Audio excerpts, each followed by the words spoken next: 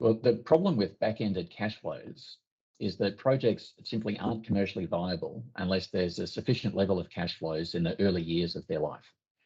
So we've already seen that very problem play out in a number of projects in Australia, such as Transgrid's project Energy Connect. In that case, the regulatory cash flows in the early years of the project were simply not sufficient to support an investment-grade credit rating, which meant that the project couldn't proceed. It turns out that infrastructure investors are quite reluctant to sign off on a major project unless it can support an investment-grade credit rating.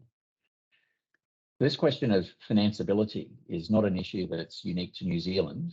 Many regulators and governments are grappling with the need to ensure that the regulatory framework supports the level of investment that's required to meet decarbonisation commitments.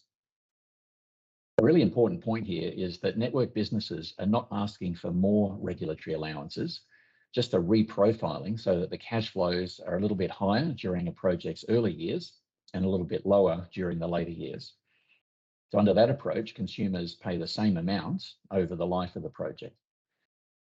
Under the current regulatory framework, there's back-ending in the sense that the regulatory cash flows in the early years are only sufficient to cover part of the required return on investment, just the real component of that return.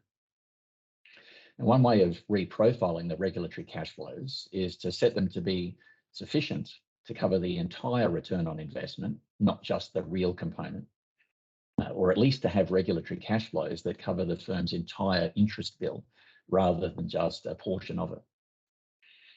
Another way of reprofiling the cash flows is to accelerate regulatory depreciation allowances. That has the same effect of accelerating cash flows in a way that ensures that consumers pay no more over the life of the asset. And this is the approach that's currently being investigated in Australia. Of course, if regulatory solutions prove to be elusive, there's always the backup possibility of government subsidy. And that's the approach that enabled Project Energy Connect to proceed. In that case, Transgrid was able to obtain $295 million in concessional finance from the Australian government's Clean Energy Finance Corporation. But rather than taxpayer subsidy, it'd be much better, more sensible to have a regulatory solution to this regulatory problem.